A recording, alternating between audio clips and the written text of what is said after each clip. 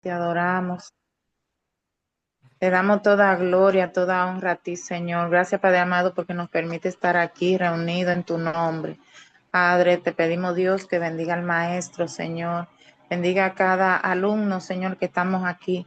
Padre amado, que tú nos llenes de tu gracia, Señor, de tu conocimiento.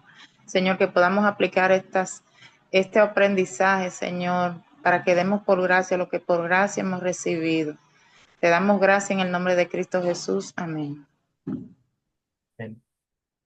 Amados, ¿cómo están ustedes? Buenas Estamos noches, profesor. ¿Cómo está usted? Estamos bien, aunque con gripe, Ahora, pero bien. aquí estamos. ¿Cómo está usted, profe? Aquí Muy estoy. bien, gracias a Ya Dios. aquí estamos. Ya aguanta en un minutico aquí. Aquí estamos con la gracia del Señor en esta exquisita asignatura. Así que, pastor, siempre habla de la Biblia como, le habla de comer Biblia. Hay que desayunar Biblia, merendar Biblia y cenar Biblia. Amados, vamos a aprovechar el tiempo porque ustedes saben que esto es una materia que tiene mucho contenido y hoy queremos ver varios capítulos, si Dios lo permite. Espero que lo hayan leído, como le había dicho, que leyeran del capítulo 8 al 11. La semana pasada nos quedamos en el capítulo 7, donde Pablo habla de esa lucha del cristiano. Sí, creo que tiene todo sentido. Sí, sí. Pablo habla de la lucha del cristiano en cuanto a vivir la vida cristiana.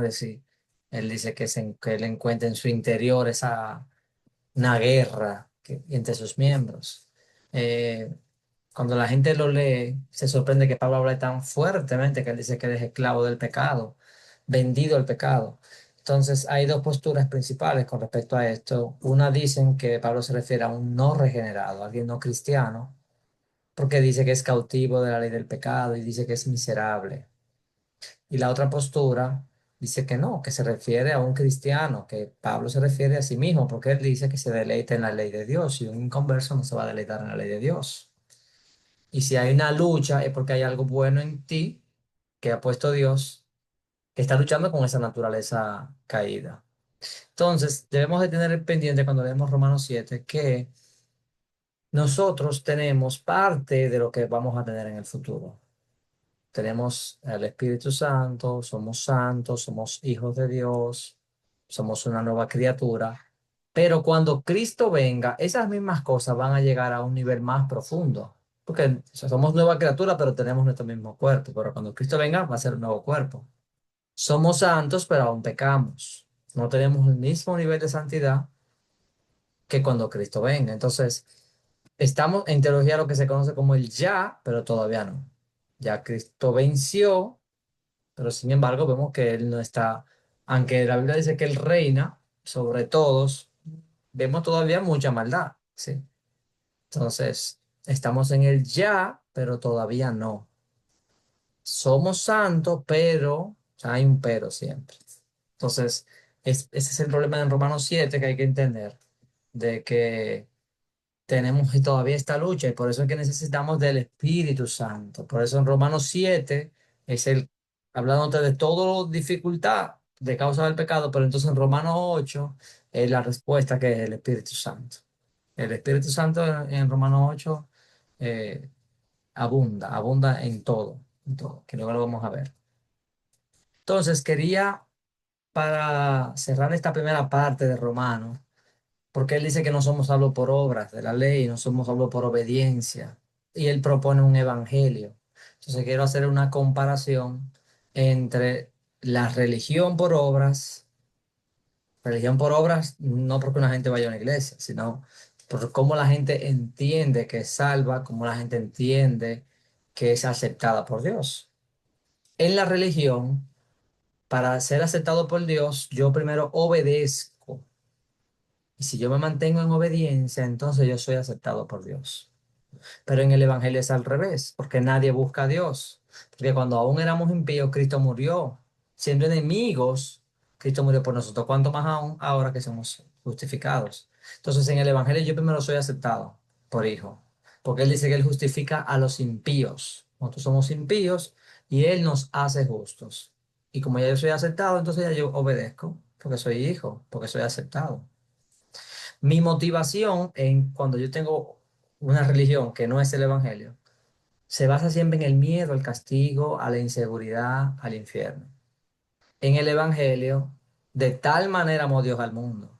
Dios no se cogió por el puro afecto de su voluntad, si lo que me motiva es la gratitud del amor de Dios. Entonces, en el evangelio lo que me motiva es, Él me aceptó cuando yo era enemigo de Él y ahora entonces yo puedo servirle por gratitud. La obediencia, yo obedezco a Dios o para evitar castigo o para obtener cosas de Él. Eso es en la religión. Pero en el Evangelio, yo obedezco a Dios para conseguir más de Dios.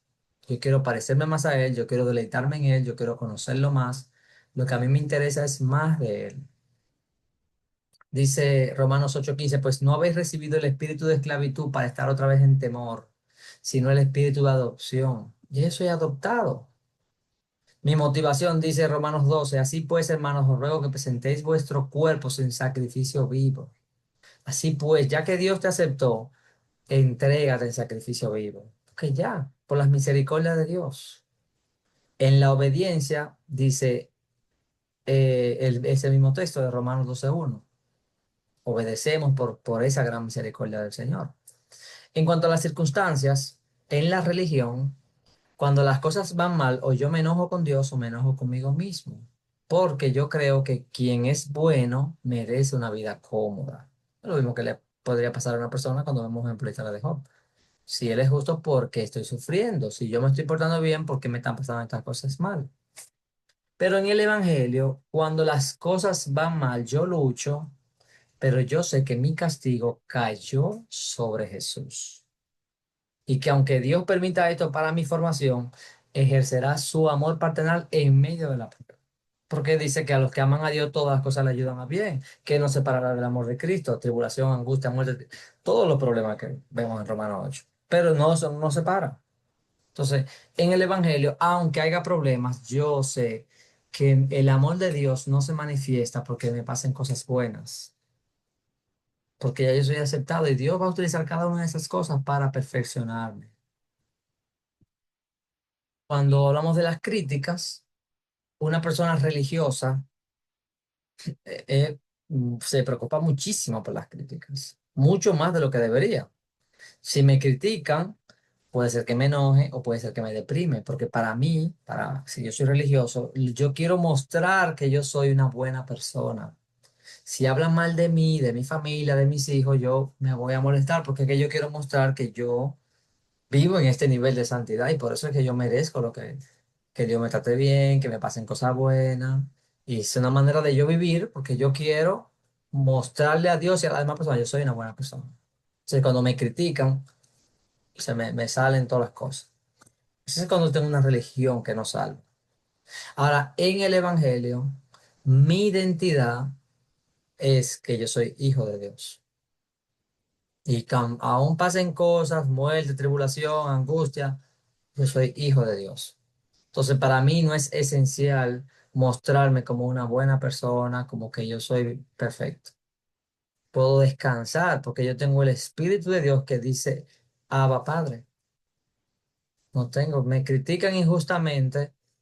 No es necesario esa apariencia de que debo demostrar, porque es que mi salvación no es por obra. Yo descanso en su gracia.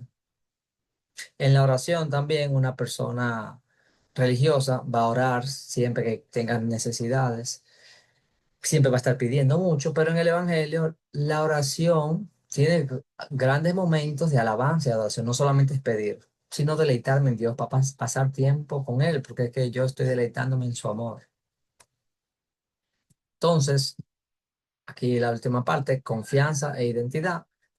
En la confianza, dice, mi visión de mí mismo oscila entre dos extremos. Si me estoy portando bien, me siento que Dios está contento conmigo. Pero si yo fallo, cuando me estoy portando bien, yo juzgo fuertemente a los que no se están portando como yo. Que es mis obras lo que yo siento que es lo que me dan valía. Entonces puedo ser orgulloso y fariseo con los demás. Si yo no me estoy portando bien, entonces me siento fracasado. Eso es cuando soy religioso. En el Evangelio, mi visión de mí mismo no se basa en mis logros personales, porque yo estoy en Cristo. En Cristo yo soy al mismo tiempo pecador y también soy justo. Pecador porque yo peco todavía, pero soy considerado justo porque estoy en Cristo. Yo soy tan malo que Cristo tuvo que morir por mí y soy tan amado que Cristo se alegró de hacerlo. Entonces tengo las dos cosas. No merezco ese amor, pero Él murió por mí porque me amó, pero yo lo que merecía era la ira de Dios. Y ese es el gran amor de Dios, que Dios amó a los enemigos. Con dificultad alguien muera por un bueno o un justo, dice. Pero Dios muestra su amor en que Él murió por los impíos. Ese es el contraste. Entonces, ahí yo descanso, ahí está mi confianza, mi identidad en que es en su obra. Dice que somos más que vencedores por medio de aquel que nos amó, no es por mi propio mérito. Entonces, este contraste, eh, son estas categorías, es para que nosotros mismos reflexionemos, porque nosotros cuando no nos estamos portando bien, sentimos que Dios no nos ama. Entonces, tenemos que recordar el Evangelio. El Evangelio no es para los impíos, para que se conviertan y lleguen a la iglesia. El Evangelio es todos los días para nosotros. Esa buena nueva de que yo soy salvo por fe y para fe. Me mantengo en la fe, el camino de los pasos de fe de Abraham. Vivimos constantemente por la fe. El justo por la fe vivirá. No es que somos salvos por fe y luego mantenemos nuestra salvación por obras. En este punto, si alguien quiere hacer un comentario, si no, vamos a pasar a Romanos capítulo 8. Patricia levantó la mano. Maestro, yo creo que nosotros los pentecostales hemos evolucionado mucho en cuanto a lo que es el evangelio. Que si yo me pongo a pensar, como cuando yo era pequeña, en la iglesia y lo que uno veía se basaba mucho en en el lado de lo que usted coloca como religión.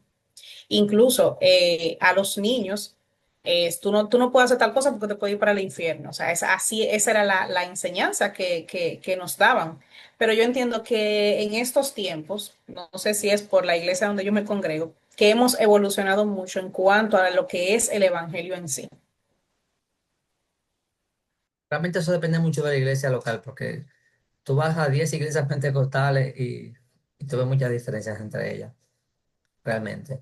Pero en las iglesias, entre menos educación hay, menos conocimiento de la palabra, hay más legalismo, más crítica. Yo conozco personas que actualmente han pasado. Yo conozco una persona que sufrió tanto en su iglesia que tiene 2 años que no se congrega.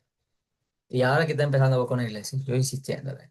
Es decir, todavía hay muchísimo sufrimiento, críticas, injusticia, eh, por obras, realmente. Nosotros realmente tenemos mucha la salvación por obras. Inconscientemente, aunque diríamos que no, que eso es de los católicos. Veo que el Roosevelt levantó la mano. Sí, profe, estaba pensando muy fuertemente en lo que usted estaba comentando en la clase y me llega a la mente que yo creo que todo lo que hemos pasado, que tenemos mucho tiempo en el Evangelio, hemos visto, por decir, la evolución en cuanto a conocimiento de la palabra. Y uno llega a la conclusión de que este tema debe tratarse a mucha profundidad sobre las iglesias, porque usted sabe que en el ámbito de nosotros los pentecostales, la religiosidad aflora mucho. Y entonces hay una condición que usted estaba hablando, o sea, nosotros, mientras estemos aquí en este cuerpo, vamos a tener la dificultad, como decía el apóstol Pablo, este cuerpo lo que le gusta es pecar. Y uno vive sabiendo que uno tiene una lucha, el apóstol Pablo dice, la lucha de la carne y el espíritu. Y él mismo testifica, oye, lo que yo quiero hacer no quiero hacerlo porque que la carne me obliga a esa cosa. Entonces, eso trae, cuando el cristiano peca, trae un sentimiento de culpa, y Satanás, que es el acusador, empieza a acusarlo, ya tú pecaste, ya tú te fuiste de la gracia. Y mucha gente por eso es que se descarría, porque no conoce a fondo que ya nosotros somos adoptados, que no se basa en un esfuerzo que yo tengo que hacer por obra para yo obtener lo que Cristo hizo por mí en la cruz de Calvario. Entonces, teniendo en cuenta que, que Jesucristo hizo el sacrificio perfecto por nosotros y que nosotros vamos a tener lucha siempre, hasta que este cuerpo no sea transformado cuando Cristo venga, vamos a tener eso inconveniente. Ahora, bien, tenemos el Espíritu Santo que nos va a ayudar en ese momento y Hebreo dice que tenemos un sumo sacerdote que sabe de compadece de todo lo que nosotros pasamos aquí, de todo lo que nosotros sufrimos. Entonces, ese sentimiento de culpa cuando la gente peca y el Satanás que empieza a acusar, si uno no tiene este conocimiento de la palabra de Dios, por eso es que mucha gente vuelve y repito, se descarría. Y como usted dijo aquí, por ejemplo, en la parte de la religión y el evangelio, muchas veces nosotros pensamos y no asumimos ese sacrificio de Jesucristo y pensamos que tenemos que hacer obra y hacer esto y hacer para aceptar, para que pensar que Jesucristo nos va a perdonar o va a aceptar. Y no debería ser. Entonces, eso se convierte como en un castigo en la mente de uno y no llega uno a disfrutar la libertad que uno tiene en Cristo. Y el Espíritu Santo reemplaza la esclavitud del pecado con la vida y libertad en Cristo. Dice la Biblia que los que viven según el Espíritu tienen una mente nueva y una esperanza, y que el creyente ya no es esclavo, sino hijo adoptivo de Dios y coheredero con Cristo Jesús. Qué bueno tener esa parte ahí para que Satanás no se alimente de eso y empiece a acusarnos y a debilitarnos con eso. Correcto. Esto que yo le pongo ahí no es una teoría porque sea bonito. La semana pasada, yo, el Espíritu Santo me trajo esa verdad a mí, porque yo no estaba deleitándome en Dios y me estaba sintiendo juzgado por Dios, en condenación, porque no estoy haciendo esto. Eso fue la semana pasada. Y el Señor me dijo, confía en Cristo, descansa en Cristo.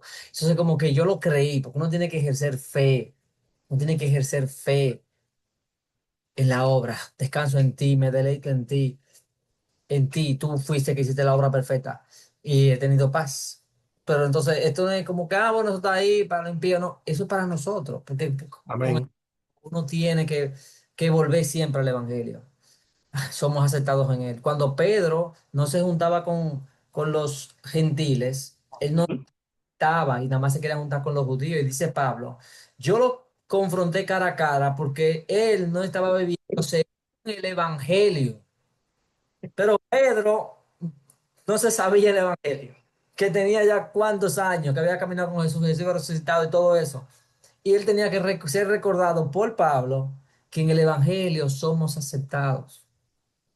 Pero que fulano no hace eso y yo no hago esto y fulano sí lo hace. Si cree en Cristo, porque empezamos a juzgar por el nivel de santidad y vemos, no vemos nunca en lo que nosotros flaqueamos. Vemos lo que en el otro flaquea que yo no flaqueo y ahí caímos en fariseísmo y en esto. No, amados, tenemos que confiar, descansar en Él. Continuamos, Atanasio y Jaisi, y continuamos entonces con Romanos 8. Amén, maestro, gracias.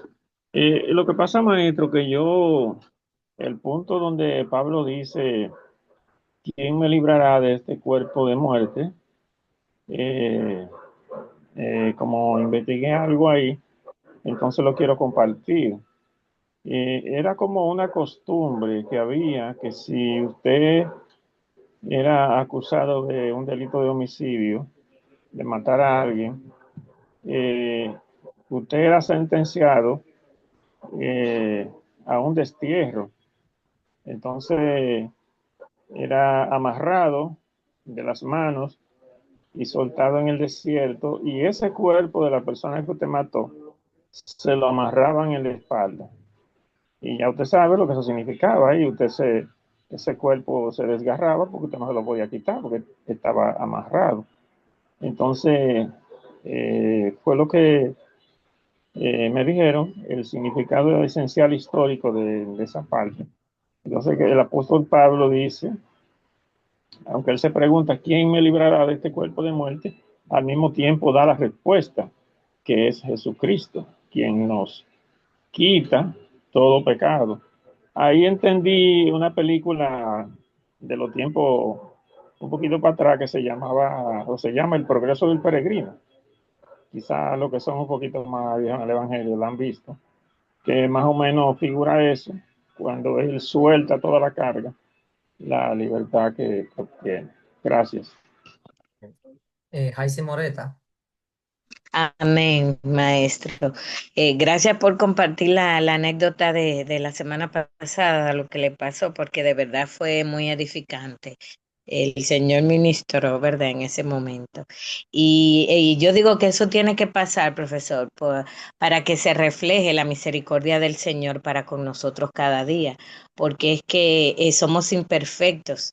Entonces, a veces, como somos cristianos y seguidores de Cristo, creemos, ¿verdad? Que somos angelitos y no es así.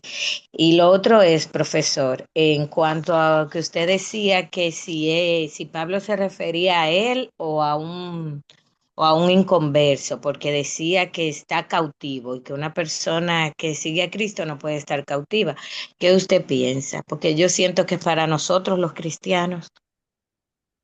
Sí, es para nosotros los cristianos, pero como decía, que nosotros somos una contradicción.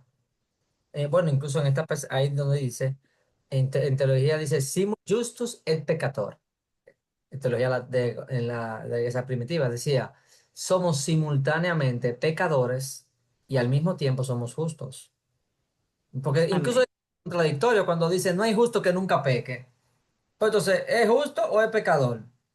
Porque si alguien dice mentira, es mentiroso. Si alguien roba, es ladrón. Si no hay justo que nunca peque, entonces un justo que peca es una contradicción.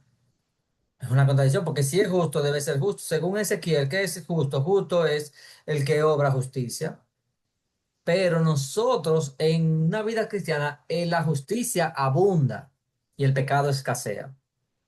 En un impío, los pensamientos, actitudes y acciones justas son escasas.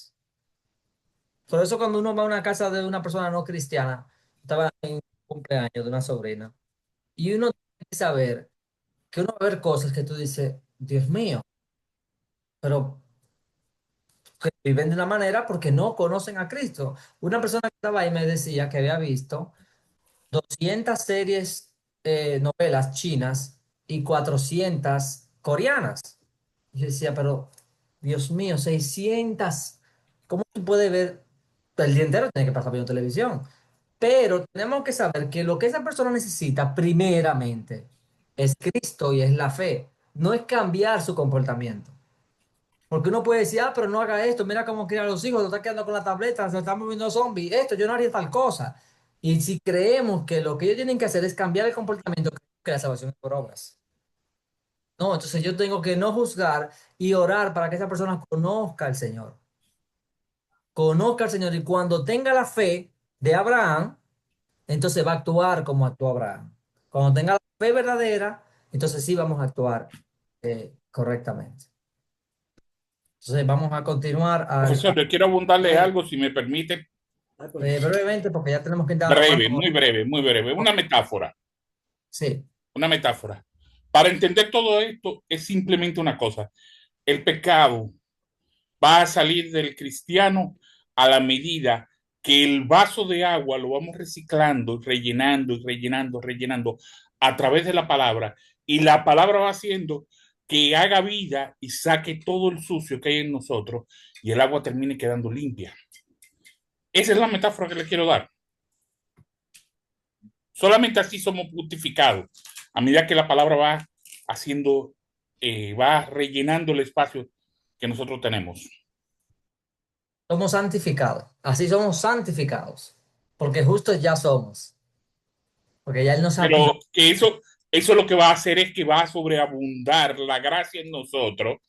Va a hacer que sobreabunde la gracia, porque vamos a estar llenos de la gracia de Dios. No, Cuando porque somos, ya la gracia ya sobreabundó.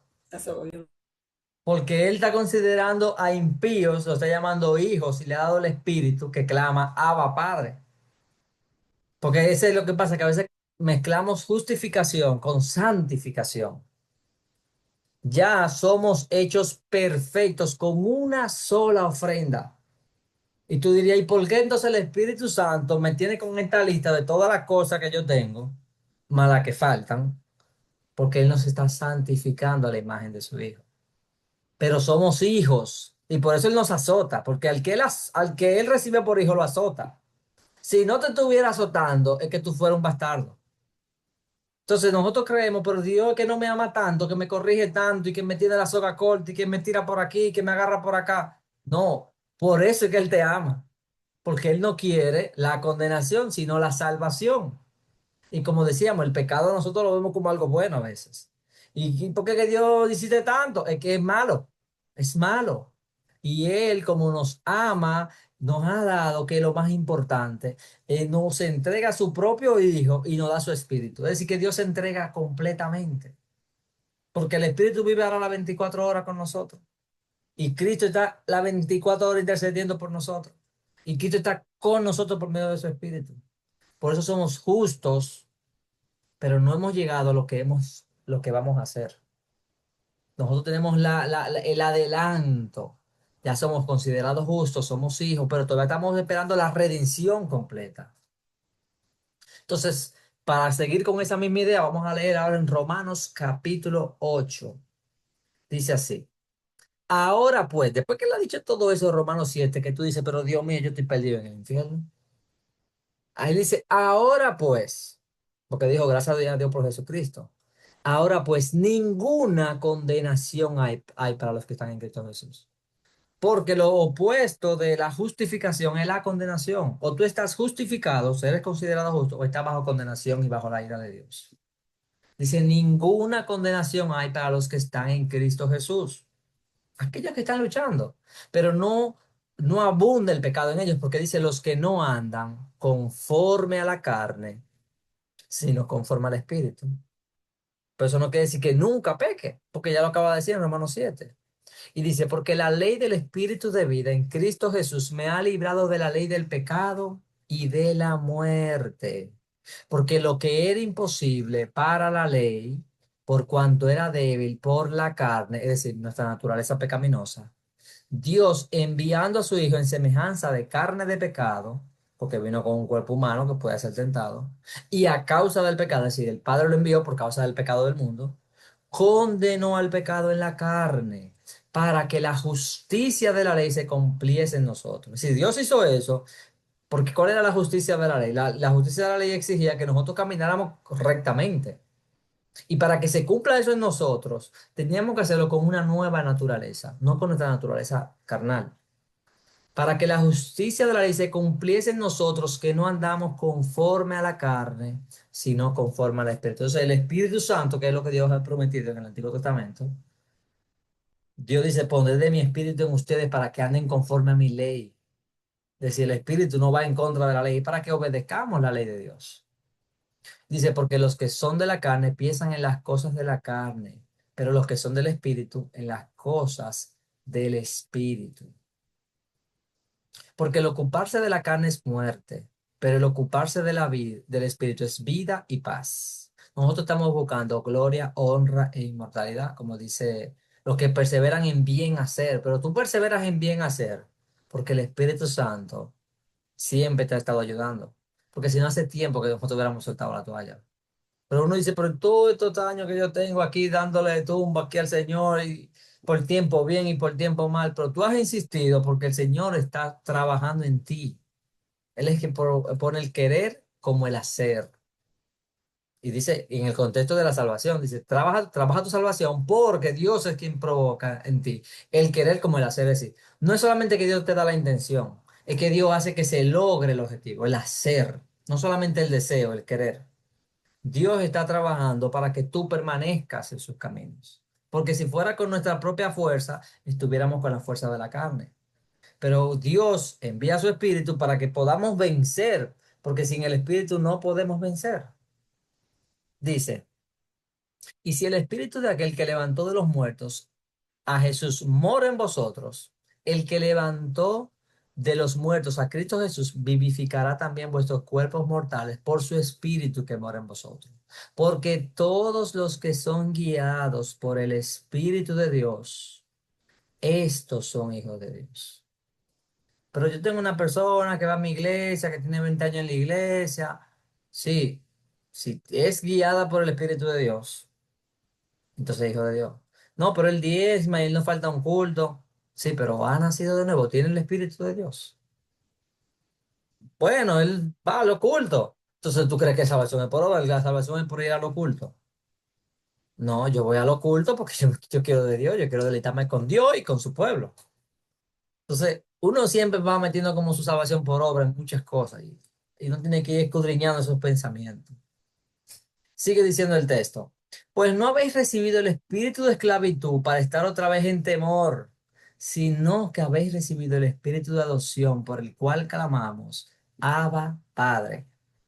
Y aquí él está diciendo la misma palabra dos veces, Padre, Padre. Pero en una, la primera, Abba, es la versión hebrea y la otra es Pater, la griega. Y sabemos que en Romanos él está diciendo que por medio de la fe judíos y gentiles son justificados. Entonces él está diciendo Padre, como lo diría un hebreo, Abba, y Pater, como lo diría un griego, Padre. Es decir, que el Espíritu, por medio del Espíritu, ambos pueblos están llamando por Padre a Dios. Entonces, eso, Abba Padre, es lo mismo, Padre Padre, pero de dos comunidades, de dos que al decirlo en la versión hebrea y la versión griega, lo que está diciendo es el mismo mensaje de Romanos. Judíos y gentiles reciben a Dios por Padre por medio de la fe. Seguimos con Romanos 8. Dice, el Espíritu mismo, fíjense que es el Espíritu por todos los lados. El Espíritu mismo da testimonio a nuestro espíritu de que somos hijos de Dios. Pues tengo por cierto que las aflicciones del tiempo presente no son comparables con la gloria venidera que en nosotros ha de manifestarse. Cuando uno ve tantas aflicciones, uno puede pensar que Dios nos ha desamparado. Pero si comparamos con la gloria venidera, esos son cositas. Pero tú dices, pero es que las problemas que yo tengo son grandes. Son cositas en comparación. Y aquí algo que llama la atención. Dice, porque el anhelo ardiente de la creación es el aguardar la manifestación de los hijos de Dios. Porque también la creación misma será libertada de la esclavitud de corrupción a la libertad gloriosa de los hijos de Dios. Miren qué interesante que cuando Adán pecó, Dios le dijo, mira, por tu causa la tierra será maldita. Pero ahora dice Romanos 8 que la creación va a recibir la libertad de los hijos de Dios. Es decir, nosotros somos más importantes que la misma creación, porque el Espíritu Santo mora en los creyentes, no en las rocas ni en las montañas. Fuimos nosotros creados a imagen de Dios. Entonces, por nuestra causa la tierra fue maldita, pero ahora Dios nos va a dar la libertad verdadera, gloriosa, a los hijos de Dios y la creación vas a recibir esa bendición. Al principio no por nuestro pecado, la tierra fue maldita, pero ahora es por esta bendición de Dios, primero los hijos de Dios, la tierra entonces va a ser liberada. Y dice, y no solo ella, sino que también nosotros mismos, que tenemos las primicias del Espíritu, nosotros también gemimos dentro de nosotros mismos, esperando la adopción. O sea, pero ya nosotros no somos adoptados, somos adoptados porque ya somos hijos, tenemos el espíritu que dice, Abba Padre, sí, pero no es la adopción completa, es sí, ya, pero todavía no plenamente. La redención de nuestro cuerpo. Estamos esperando. Fuimos salvados cuando creímos, pero hay una salvación más plena que vendrá en el retorno de Cristo. Versículo de los más importantes, yo diría, en toda la Biblia. Y sabemos que a los que aman a Dios, todas las cosas les ayudan a bien. Tú dices, wow, por ahí prueba que pasan los hermanos. Sabemos que a los que aman a Dios, todas las cosas les ayudan a bien. Eso es, hay que ejercer fe, amado, cuando estamos sufriendo, problema, y saber que todo nos ayuda bien. A los que conforme a su propósito son llamados.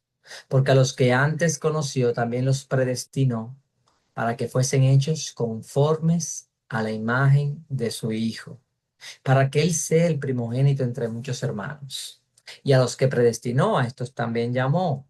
Y a los que llamó, a estos también justificó. Y a los que justificó, a estos también glorificó. La palabra aquí para predestinación es prorisas, que viene de prorizo y se puede traducir como ver, ver desde antes o predestinar. Entonces, ¿qué estamos viendo en este texto? Primero que hay un conocimiento, un preconocimiento del Señor. Dios previó desde antemano. Es decir, Dios antes de nosotros nacer ya estaba trabajando salvación en nosotros. Lo que pasa es que después de adulto, como dice Pablo, Dios me escogió desde el vientre y cuando a él le plació mostrarme a su hijo, habían pasado ¿cuánto? 30, 40 años.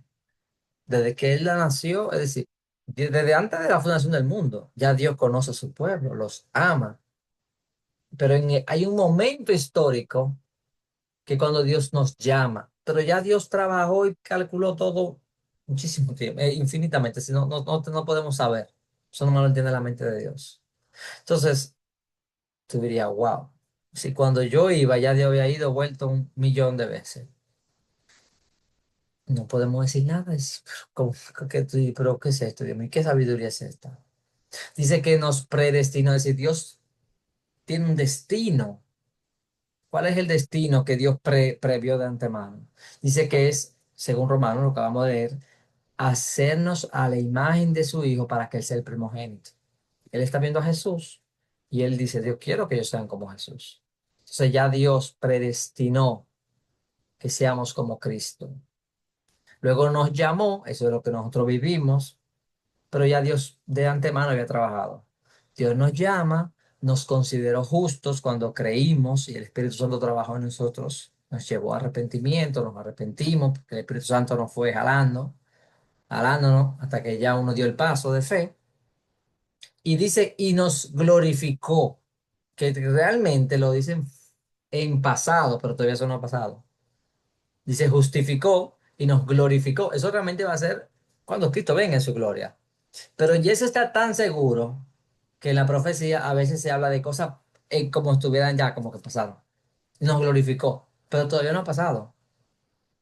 Ni cuando Pablo lo escribió, ni todavía. Entonces, esa es la grandeza del Señor. Ahora, este texto tiene varias formas de verse. La predestinación, ¿sí? Varias formas de cómo nosotros poder interpretarlo, pero es bueno verlo, que la Biblia siempre lo asocia con el amor. Por ejemplo, en Efesios capítulo 1 dice, en amor, habiéndonos predestinados para ser adoptados hijos suyos por medio de Jesucristo. Lo mismo que dice Romanos, que es para que estemos a la imagen de Jesús, para que seamos adoptados como hijos, que Dios nos predestinó. Pero nos predestinó obligado. La salvación fue obligada. No, porque dice según el puro afecto de su voluntad. Es la voluntad de Dios, pura, para alabanza de la gloria de su gracia, para que entonces su gracia y su misericordia sea exaltada, con la cual nos hizo aceptos en el amado. Estamos en el amado, en el más hermoso, el más deseado. Nosotros estamos en Cristo, en donde el Padre lo mira, lo contempla y se deleita en él. Nosotros entonces estamos ahí, debajo del sobaco de Cristo, ahí. Entonces Dios nos predestinó para que estuviéramos ahí, con lo cual nos hizo aceptos en el amado, en quien tenemos redención por su sangre, no por mis obras, por su sangre, el perdón de pecados según las riquezas de su gracia, salvación por gracia, que hizo sobreabundar para con nosotros en toda sabiduría e inteligencia, dándonos a conocer el misterio de su voluntad según su beneplácito, fue la bondad de Dios, el cual se había propuesto en sí mismo, de reunir todas las cosas en Cristo. La predestinación es para exaltar el amor de Dios, la meta de Dios con su Hijo, que Cristo sea exaltado, que nosotros seamos como Cristo. Entonces ya con ese marco de referencia de lo que es predestinación, vamos a ver algunas posturas con respecto a la predestinación. La postura arminiana es la postura de la iglesia pentecostal de Arminio y enfatiza que el preconocimiento de Dios. Dice, el ser humano es libre en tomar una decisión, entonces Dios sabe quién lo va a elegir y él entonces elige a esas personas que él sabe que va a elegir cuando se le dé la oportunidad. Entonces, Primera de Pedro dice que elegido según la presciencia, es decir, según el preconocimiento de Dios el Padre. ¿Por qué la postura arminiana toma ese enfoque? Porque dice, bueno, es que si Dios escoge a quien Él quiera y a los que no escogió se perdieron, entonces no es justo. Y como Dios, dice Juan 3:16, que de tal manera amó Dios al mundo para que todo aquel que en Él crea es una oferta. En Timoteo dice, Dios quiere que todos los hombres sean salvos. Timoteo 2:4. Entonces, la postura arminiana defiende que el libre albedrío y la capacidad del ser humano de que cuando el Espíritu Santo los llama a arrepentimiento, la persona toma la decisión de si va a resistir al Espíritu Santo o no la va a resistir. Es la postura arminiana, que es la que ustedes más conocen. Ahí no hay que abundar tanto. Eso es lo que se predica en todas las iglesias pentecostales. Hay otra, que lo que dice, bueno, más que lo que se está hablando ahí más del que Dios a los que Él conoció, a esto predestinó. Pero en la Biblia el verbo conocer, que es ginosco, implica intimidad. Cuando Jesús dice, no los conocí, o cuando dice que Adán conoció a Eva, es a los que se pierden Jesús dice, yo no lo conocí, no tuve intimidad contigo. Pero en Génesis 4 dice que Adán conoció a Eva, y es esa palabra, ginosco. Entonces, eh, algunos dicen, no, es que a los que él amó, Dios entonces los llevó a la salvación. Pero entonces como que enfoca más en el amor de Dios. Ustedes saben que también hay una postura que es la calvinista, ¿verdad? La calvinista dice, Dios tiene misericordia de quien él quiera, y él elige a quien él quiera, y el quien él no elija, se perdió porque era un pecador. Eso es lo que él merecía. No es injusto que Dios deje perder a los pecadores porque son pecadores.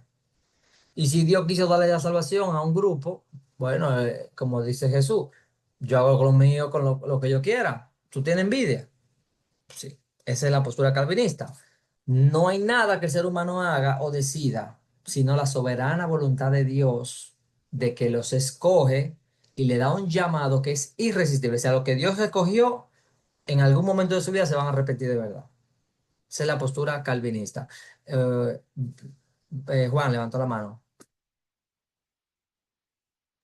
Profe, yo estaba buscando en otras versiones bíblicas y me choca interesante la nueva traducción viviente que dice, después de haberlos elegido, Dios los llamó para que se acerquen a Él y una vez que los llamó, puso en la relación correcta con Él y luego ponerlo en la relación correcta con Él le dio su gloria. Amén. Sí. Que es justamente lo que usted está explicando ahora mismo, el grosso de la explicación que usted está poniendo. La relación es más de relación que de posición. Sí, porque este tema suele ser controversial, pero la forma en cómo los escritores bíblicos hablan de la predestinación no es enfocando el amor de Dios, como leímos en Efesios 1. Dice como 10 veces, hace una referencia al amor de Dios. Y él dice que en Romanos dice que para que seamos como Jesús. Pero lo que pasa es que nosotros lo vemos el día de hoy conflictivo porque decimos, ¿qué pasa con lo que él con las personas que él no escogió? Que luego cuando vayamos más adelante en Romanos lo vamos a ver más. Ahora hay una postura que busca como hacer una mezcla entre la versión pentecostal, la arminiana y la calvinista. Dice, bueno, la Biblia dice que Dios es soberano, pero yo no le quiero quitar la libertad del ser humano de escoger, que sea libre, que sean criaturas libres. Entonces es una postura que se llama eh, el molinismo. Dice, bueno, Dios sabe todos los futuros, todas las cosas que pudieran haber sucedido que nunca sucedieron. Por ejemplo, dice en Mateo, si en Tiro y en Sidón se hubieran hecho los milagros que se han hecho en vosotras, tiempo ha que se habrían arrepentido. Eso dice, si hubiera sucedido estos milagros, ellos se hubieran arrepentido y se hubieran salvado, pero no sucedieron. O sea, eso está hablando de un futuro que nunca pasó. Y también hay un texto cuando Dios habla con David eh, en una de esas oraciones y Dios le habla de un futuro que nunca pasó, en realidad. Cuando él decía, ¿me van a entregar las personas de Keila? Sí, te van a entregar. Entonces David se fue, nunca lo entregaron. Entonces el molinismo dice, bueno, mira, Dios puede saber cosas que si tú coges por la calle derecha, Él sabe lo que te va a pasar, si tú coges por la izquierda, Él sabe lo que te va a pasar y todos los futuros posibles y todas las combinaciones posibles, porque Dios no tiene límites. Entonces, ¿qué hizo Dios según el molinismo? Dios ordenó tu vida, donde tú naciste, las personas que tú conociste, las cosas que pasaron, para que soberanamente se dieran las situaciones de que cuando llegue el momento específico, como Él te escogió, tú libremente se escoja a Dios, pero Él te llevó a una situación que Él sabía que tú te ibas a arrepentir, como decía ahí, pues Tiro y Sidón. Ese es el enfoque. En Hechos 17 dice, Dios determinó los tiempos y los límites de su habitación para que busquen a Dios. Es decir, Dios organiza la vida de una persona, pero claro, esto es una forma de querer combinar dos temas muy complejos, que son la soberanía de Dios y la libertad humana. Realmente no va a haber muchos versículos para el molinismo. Es una posición filosófica, una postura teológica para intentar ver, pero no es que la Biblia lo dice así, Dios molinismo, no, es como un teólogo intentando ver cómo mezclar estas dos cosas de la soberanía de Dios y la libertad humana. Entonces el molinismo es una postura intermedia entre el calvinismo y el arminianismo. Quiero saber si se entendió esta parte.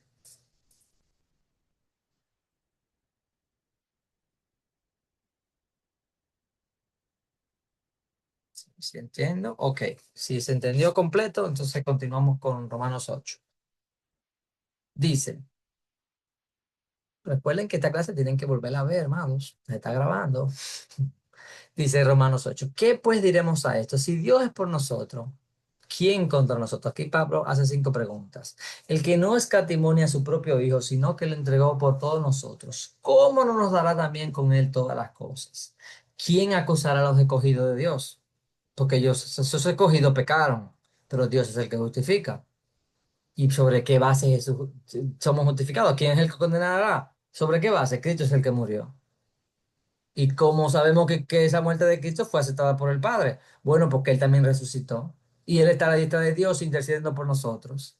Entonces, ¿quién nos va a separar del amor de Cristo? Si el que murió, nos justificó, resucitó, está a la diestra del Padre intercediendo por nosotros, pero no importa si yo tengo tribulación, angustia, persecución, hambre, desnudez, peligro, espada. Sigue diciendo, somos contados como muertos todo el tiempo, como ovejas de matadero. Y sin embargo, a pesar de todos los problemas que podríamos enfrentar en este mundo caído, en donde la creación está gimiendo, y dolores de parto, antes, a pesar de todo eso, en todas estas cosas somos más que vencedores. Somos más que vencedores por encima de la tribulación, angustia, persecución o hambre, desnudez, peligro, espada. Somos más que vencedores. ¿Por nuestras buenas obras? No. Más que vencedores por medio de aquel que nos amó. Por lo cual estoy seguro de que ni la muerte, ni la vida, ni ángeles, ni principados, ni potestades, son demonios, ni lo presente, ni lo porvenir, ni lo alto, ni lo profundo, ni ninguna otra cosa creada nos podrá separar del amor de Dios que es en Cristo Jesús, Señor nuestro.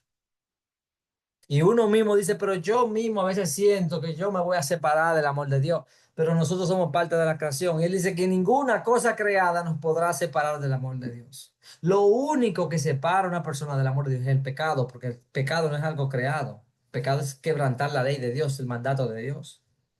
Pero nosotros mismos, si tenemos el Espíritu, no nos vamos a separar del amor de Dios. Pues estoy seguro, ni la muerte, ni la vida, ni mi preocupación del presente, ni mi preocupación del futuro, nada. Yo puedo descansar pues eso quiere decir que yo voy a vivir en pecado todo el tiempo, entonces ya que nada me va a separar, en ninguna manera, que es lo que le acabo de decir anteriormente. Entonces, a veces nosotros creemos que yo debo de vivir completamente en ese miedo para no pecar. No, yo puedo estar en deleite con Dios y yo no quiero pecar porque le amo. Que mi vida de santidad no sea por miedo a que si me pierdo la salvación y que si me voy al infierno. No. Somos más que vencedores. Estoy seguro que ni la muerte, ni la vida, ni ángeles, ni principados, nada nos va a separar del amor de Dios.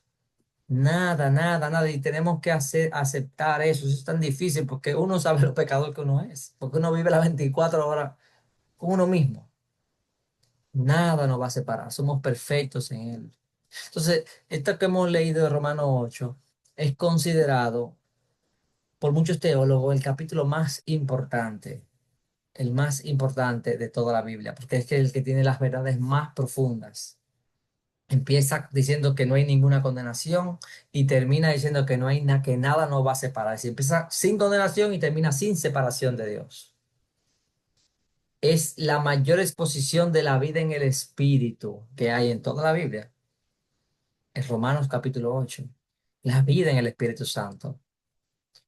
El Romanos capítulo 8 ofrece consuelo en medio de un sufrimiento donde dice que hasta la creación gime, que todo el mundo, el creyente está pasando por esta lucha, pero ni la muerte ni la vida. Y yo puedo estar seguro en el amor de Dios. Declara la soberanía de Dios sobre nosotros, diciendo que a los que aman a Dios, todas las cosas les ayudan a bien. Y cuando Él dice que también nos glorificó en pasado, porque nosotros decimos, "Bueno, hay que ver si yo voy a llegar". Pero ya Él dice que ya nos glorificó. Nosotros todavía no lo hemos vivido. Nosotros hemos vivido el llamado, la justificación y hemos vivido las partes de la santificación en nuestras vidas. Pero en Dios ya Él nos glorificó, ya estamos sentados en lugares celestiales, ya estamos con Cristo y en Cristo y Él está en nosotros. ¿Y cómo podemos estar seguros de eso? Porque Él dice, porque ustedes tienen el Espíritu Santo. ¿Y cómo? Esas son las arras.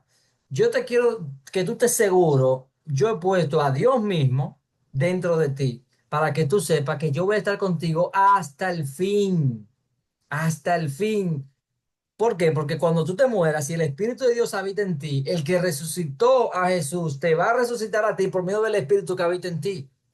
Entonces, ¿cómo yo sé que soy hijo? Porque tengo el Espíritu Santo. ¿Y cómo yo sé que tengo el Espíritu Santo? Porque yo hago las cosas que le agradan, porque yo camino y soy guiado por Él. Pero que yo también peco, Romanos 7. Sí, y aún, a pesar de, no hay ninguna condenación para los que están en Cristo Jesús. Entonces termina con ese canto triunfal, ese texto tan maravilloso que debemos de memorizarlo. Ese capítulo deberíamos de memorizarlo completo. Romanos capítulo 8. Ni la muerte, ni la vida, ni ninguna otra cosa creada, ni tú mismo, porque tú eres creado. Estamos en Cristo. Eso debe ser deleite, debe ser gozo, debe fortalecernos y constantemente predicarnos la palabra, no escuchar nuestros pensamientos, predicarnos a nosotros la verdad de Dios. Porque cuando no la leemos, no la meditamos, no la rumiamos, entonces empezamos nosotros a predicarnos un falso evangelio que nos aleja de Dios. Entonces, Romanos capítulo 8, por muchos teólogos es considerado ese capítulo el más importante. Eh, Habla de cómo nosotros podemos tener esa seguridad de que somos hijos de Dios. Habla de nuestro destino glorioso y resume todo el evangelio. Habla de la justificación, habla de la santificación, ahí están los versículos, de la glorificación y de la seguridad eterna. Solamente Romanos capítulo 8. Entonces, esto lo saqué de un artículo, dice, ¿por qué estudiar el libro de Romanos?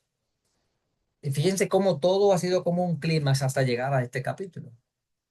Desde Romanos capítulo 1, 2, 3 somos pecadores, luego mira cómo Dios salvó a Abraham, a David, mira nuestra vida cristiana en Romanos 7, que podemos fallar tanto, pero en Romanos 8 tenemos tantas cosas maravillosas, dice el artículo. Así que Pablo no simplemente dice que somos pecadores, él quita las capas de nuestro comportamiento hasta la raíz que suprime la verdad, oscurece el corazón y adora a los ídolos. Y no simplemente dice que estamos perdonados, se remonta al pacto de Dios con Abraham, a la tensión entre Jacob y Esaú, al sistema de sacrificios, si retrocede aún más a la fundación del mundo, y antes de eso a la eternidad pasada, en la gloriosa sabiduría infinita y autosuficiente del Dios Trino, que conoció de antemano a sus hijos, aún antes de que la primera estrella existiera. Romanos habla del perdón y la propiciación, de la justificación y la santificación, de la elección y la glorificación, de la unión con Cristo y la vida llena del Espíritu. Romanos es un libro demasiado completo. Debemos de meditar en él, no para vivir, para nosotros. Es un regalo que Dios nos ha dado. Como en el Antiguo Testamento, mi libro favorito es Isaías.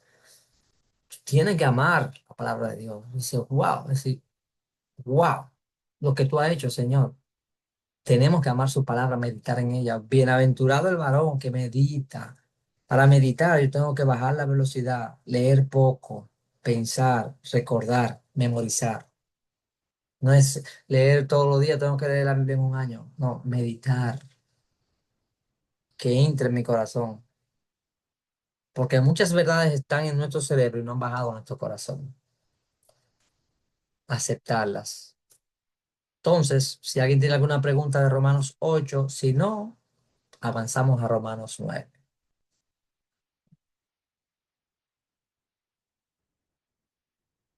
La materia es muy pesada, amados. Los libros son Romanos capítulo 9, nos queda 30 minutos. Vamos a ver qué podemos hacer. Romanos capítulo 9, ahora él va a hablar de los israelitas. Dice, porque deseara yo mismo ser anatema, separado de Cristo por amor a mis hermanos, los que son mis parientes según las carnes, que son los israelitas, de los cuales son la adopción, es decir, la adopción de hijos, la gloria, el pacto, la promulgación de la ley, el culto y las promesas, de quienes son los patriarcas y de los cuales según la carne vino Cristo, el cual es Dios sobre todas las cosas. Vino según la carne, es humano, pero es también Dios sobre todas las cosas. Es humano y es Dios al mismo tiempo. El cual es Dios sobre todas las cosas, bendito por los siglos. Amén. Dice, no que la palabra de Dios haya fallado, porque no todos los que descienden de Israel son israelitas. Él está diciendo, pero acá, pero si Dios escogió a todo este grupo de personas y lo santificó y lo glorificó, ¿por qué mis compatriotas no han aceptado al Mesías? Ah, pues entonces Dios se equivocó, porque entonces, y eso es lo que lo lee en Romanos 9. Él va a decir, bueno, no, es que no fue que la palabra falló, porque Dios nunca prometió que se iban a salvar todos los israelitas. No que la palabra de Dios haya fallado, porque no todos los que descienden de Israel son israelitas, ni por ser descendientes de Abraham son todos hijos. No es que todos los hijos de Abraham van a ser salvos, sino en Isaac te será llamada descendencia. Esto es, no los que son los hijos según la carne son los hijos de Dios, sino los que son hijos según la promesa son contados como descendientes. Sigue diciendo, porque la palabra de la promesa es esta: por este tiempo vendré y Sara tendrá un hijo.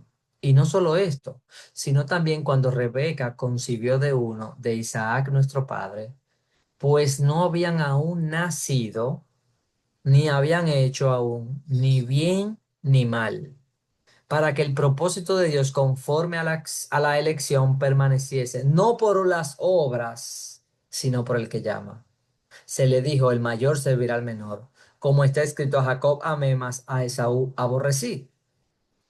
Vemos que Romanos 9, miren cómo hemos ido desarrollando Romanos, no habían hecho ni bien ni mal, para que no sea por obras, porque él dice, por las obras de la ley nadie será aceptado delante de Dios. Y él está diciendo, mira, Dios te está hablando de dos hermanos que son mellizos, pero antes de que uno haga el primer pecado, ya Dios, con su preconocimiento, con su soberanía, con su sabiduría, eligió y él dijo, a Jacob amé, mas a Esaú aborrecí. Que literalmente es, a Jacob amé mucho más y a Esaú lo amé menos. Porque cuando él dice, el que no aborrece padre ni madre y me sigue a mí, si en la Biblia el aborrecer en este contexto es cuando tú prefieres en comparación en comparación a cómo Dios amó a Jacob versus cómo amó a Esaú, porque Dios le mostró su misericordia a Esaú, pero en comparación es como que si lo hubiera odiado. Entonces Dios soberanamente decidió amar muchísimo más a Jacob y por ende al pueblo de Israel, porque Jacob es de Israel. Aquí él está hablando de esa soberanía de Dios. ¿Qué pues diremos? ¿Que hay injusticia en Dios? Porque esa es la pregunta lógica que uno va a decir. Pues eso es injusto, porque Dios amó a Jacob y no amó a Esaú.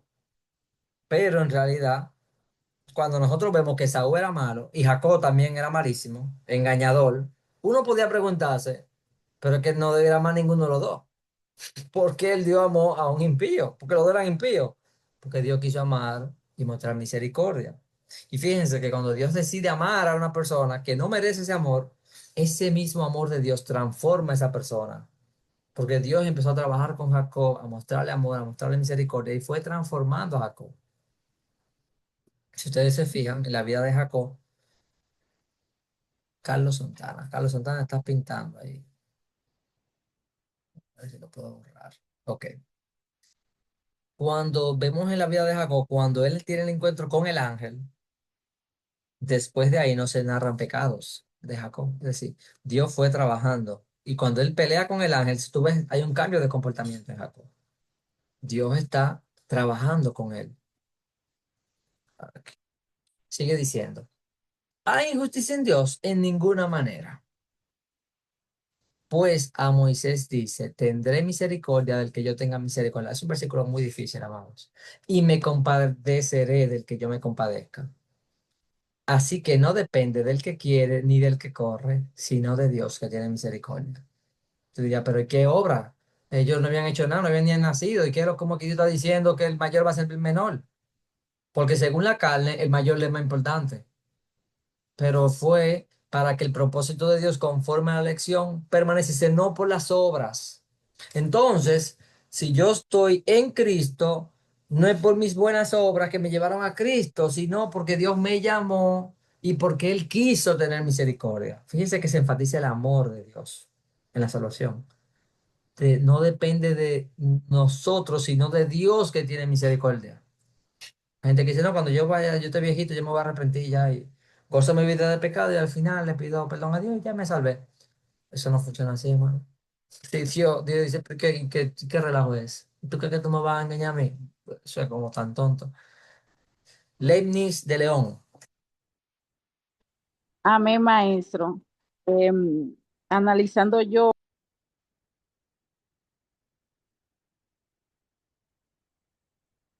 no te escucho, nada más te escuché analizando yo. que tengo el mudo puesto, perdón. Ok. Amén.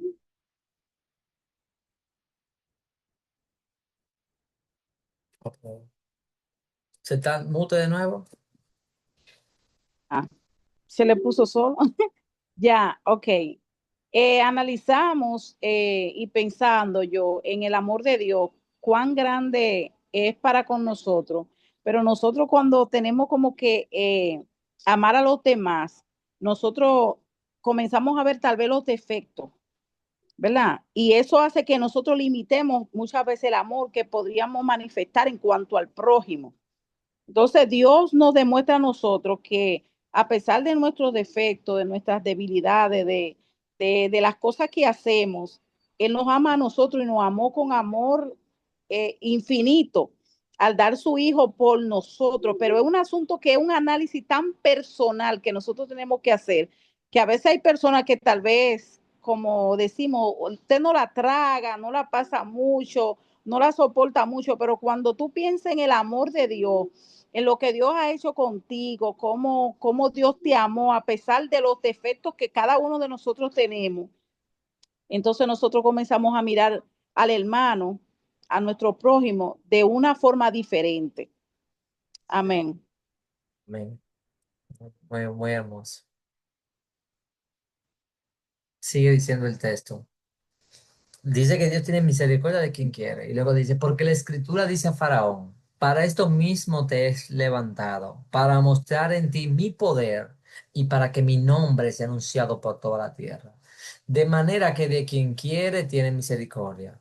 Y al que quiere endurecer, endurece. Voy a apagar mi cámara porque me dice como que entre esto extraño. Pero me dirás, ¿por qué pues inculpa? Si Dios endurece a quien Él quiere, ¿cómo Él puede decir, mira, tú estás endurecido? Porque tú me endureciste. ¿Cómo así, Señor? ¿Cómo tú me dices a mí que porque yo estoy duro si tú tienes el poder de tener misericordia de mí o de endurecerme? Entonces Pablo presupone que alguien le va a hacer esa pregunta, entonces él la pone. Pero me dirás, porque pues sin culpa, porque ¿quién ha resistido su voluntad? Si él tiene misericordia de quien quiere, es porque por su misericordia, yo soy cristiano, y si Dios no tiene misericordia de mí, soy un impío. Pero entonces dice, ¿quién ha resistido su voluntad? Mas antes, hombre, ¿quién eres tú para que alterques con Dios?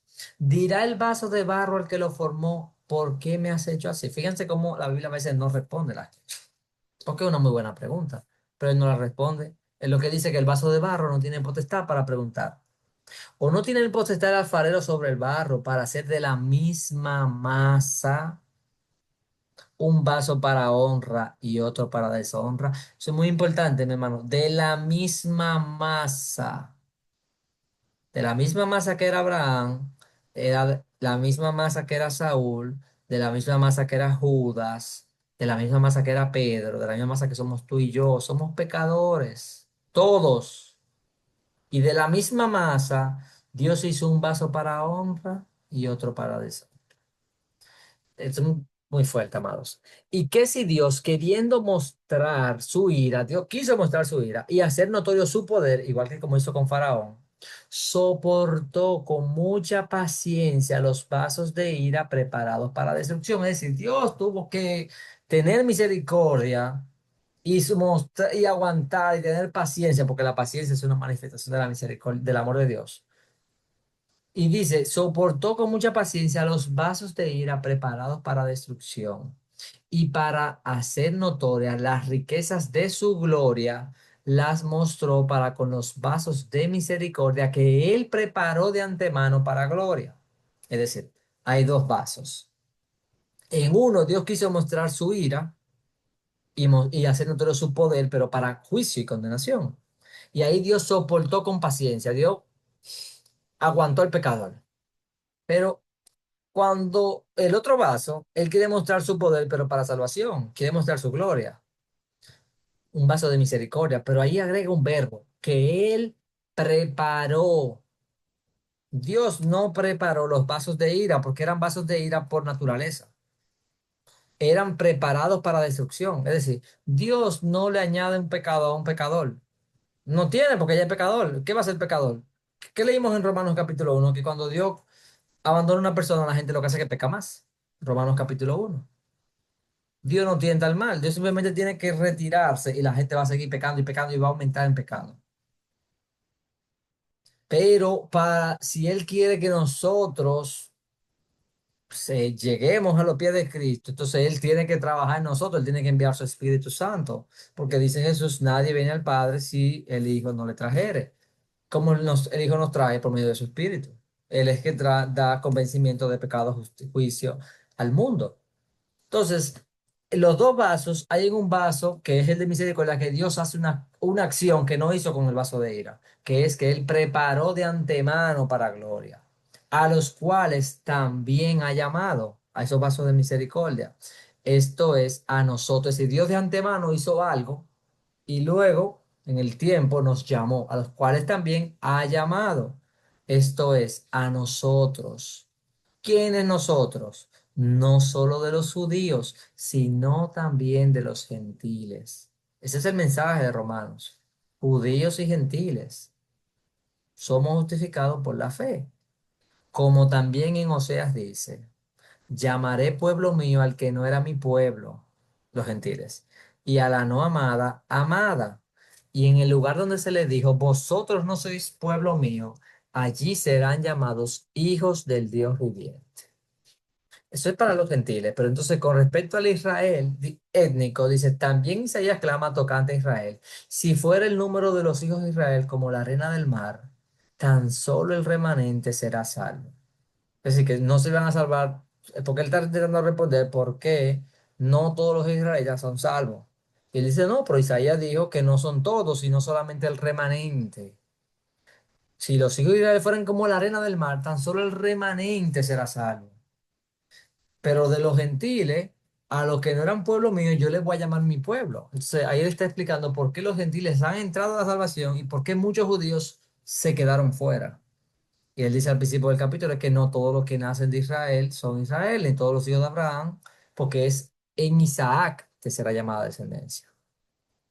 ¿Se me escuchan bien? Porque el internet me dice que está como inestable. Por eso apagué mi cámara. ¿Me escuchan bien?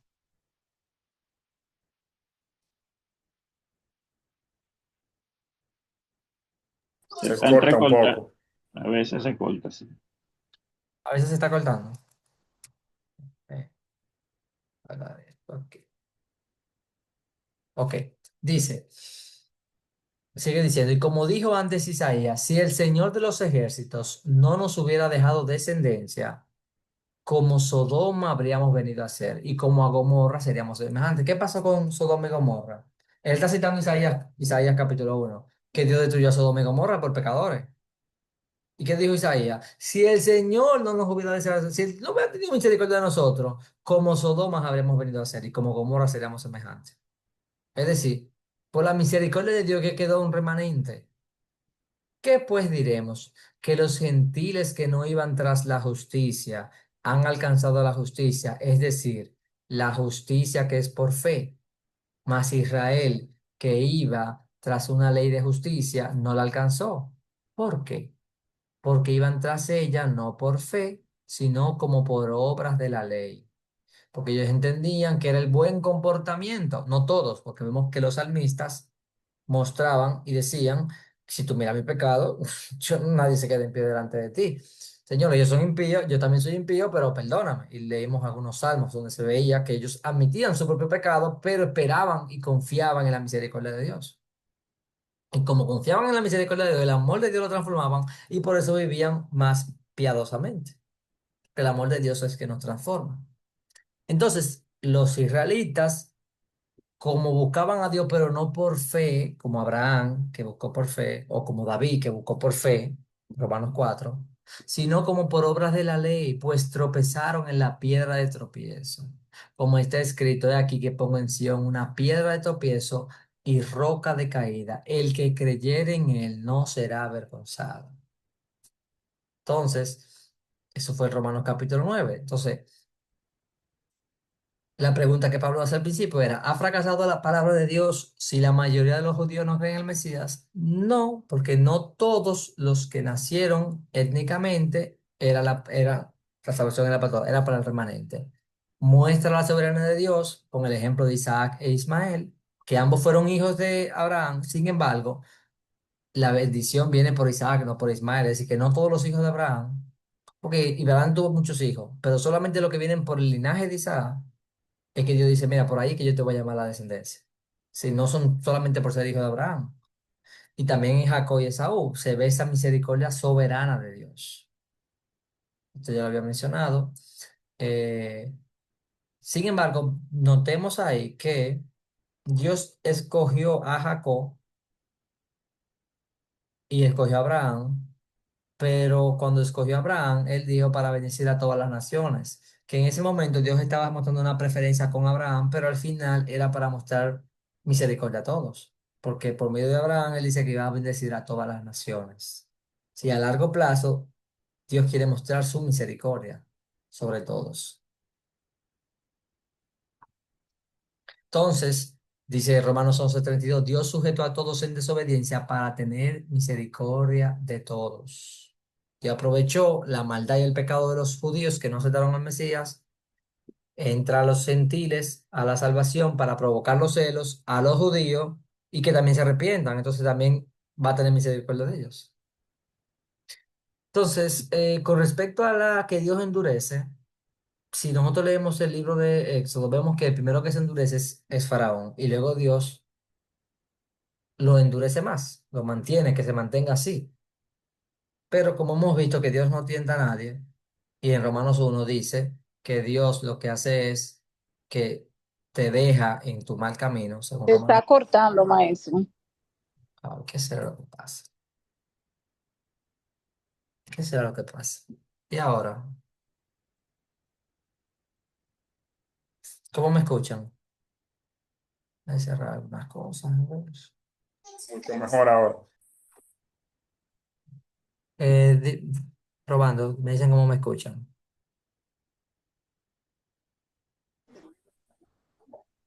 Mejor ahora, pues. Sí, ahí se está escuchando mejor. Ok. ¿Qué significa que Dios endurece? Que Dios entrega a la persona a su deseo. Como leímos en Romanos capítulo 1. Cuando Dios entrega al pecador, que persiste el pecado, Dios lo abandona. Eso fue lo que hizo con Faraón. Faraón se endureció primero, dice el texto en el Éxodo.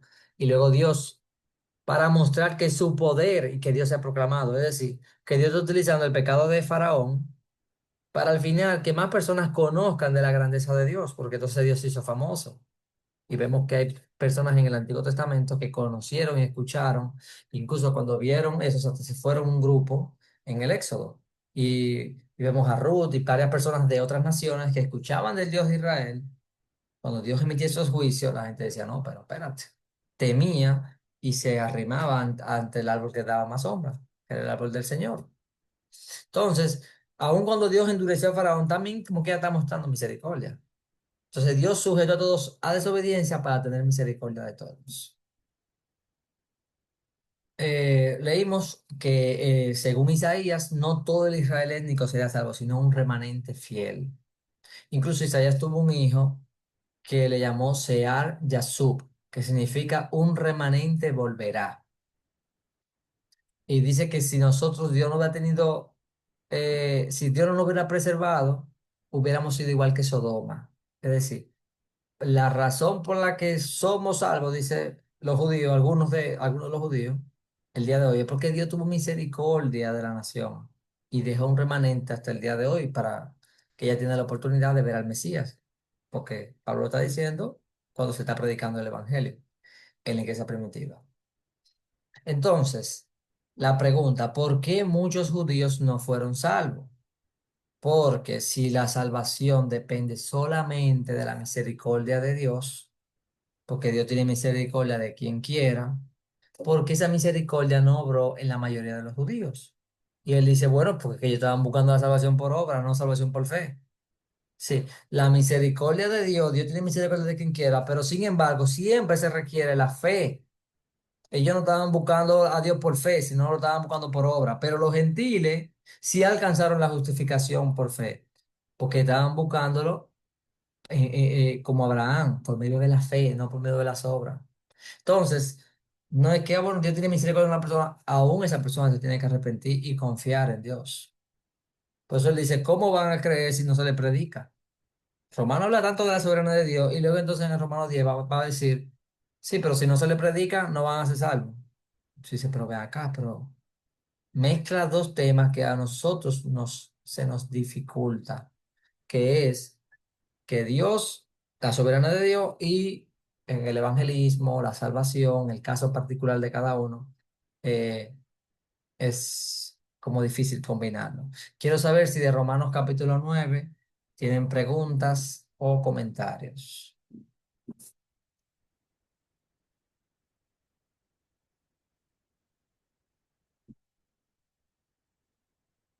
Esos hermanos están entendiendo todo perfecto, perfecto, vamos.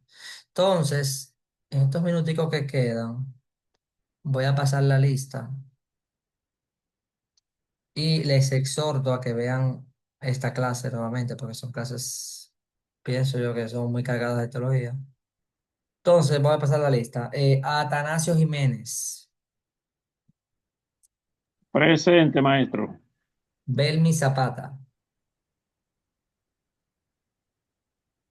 Presente. Carlos David de los Santos, Presente. Carlos Santana,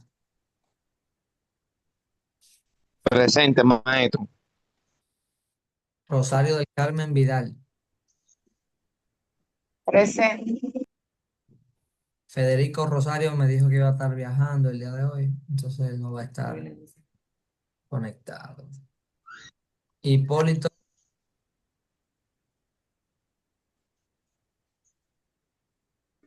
no escucho a Hipólito, no sé si lo veo. Hipólito.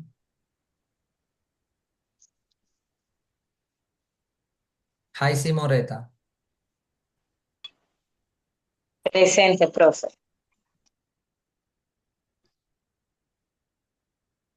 Boy, Fanboy. Liliné. Presente, estamos aquí, lo voy. Lenis Larcier Medina. Presente. Ay, pensaba que tú no estabas ahí, no te había sentido. Lilian Estoy Hernández. aquí. Qué bello. Lilian, vaya. Viendo la gloria de Lilian, Dios. presente, Lilian Hernández. Amén. Maciel García. Presente. Melanio Matos. Presente, maestro. Noemí Burgos. Presente, maestro. Patricia Nova. Presente. Roberto Nova. Presente. Por cierto, amado, le publiqué de Gálatas en la plataforma. Entonces, Así vi. Roberto Nova. Roosevelt Martínez. Presente. Dorcas Burgos. Presente, maestro. Lebnis de León. Ay, Dios mío. Presente, maestro. Chita. Y Yesenia Herrera. Yesenia Herrera.